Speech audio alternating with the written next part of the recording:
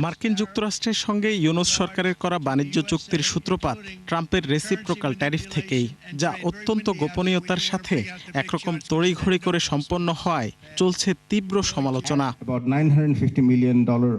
বাংলাদেশ যুক্তরাষ্ট্রের অর্থনৈতিক সম্পর্কের অগ্রগতি নিয়ে আয়োজিত অ্যামচেমের অনুষ্ঠানেও ঘুরে ফিরে সেই আলোচনা। তবে এবার সরাসরি এই চুক্তির গুরুত্ব তুলে ধরলেন মার্কিন রাষ্ট্রদূত ব্রেন্ট টি. ক্রিস্টেনসেন। তার দাবি, এটি বাস্তবায়ন হলে সার্বিকভাবে লাভবান হবে Bangladesh.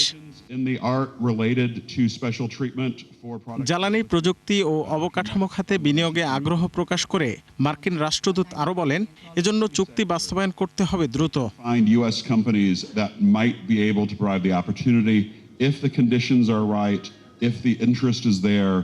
If the business environment is right, as we've been discussing today.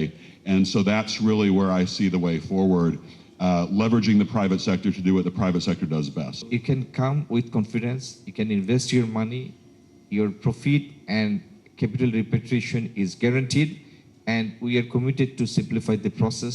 Upon seeing the advancement, you will invest here. অনুষ্ঠানে অ্যামচেমের সভাপতি বলেন, কাস্টমসের জটিলতা, দুর্বল লজিস্টিক্স ব্যবস্থা আর উপযুক্ত নীতির অভাবে দেশে বিনিয়োগ বাধাগ্রস্ত হচ্ছে। কঠিন হয়ে পড়ছে ব্যবসা পরিচালনা।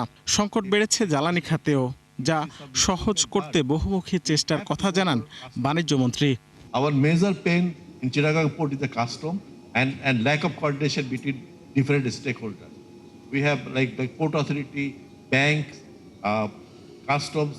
We have seen a lot of knowledge gap and lack of coordination gap. We are working on multiple ways, and hopefully with adequate US collaboration, we'll be able to reach the point we want to.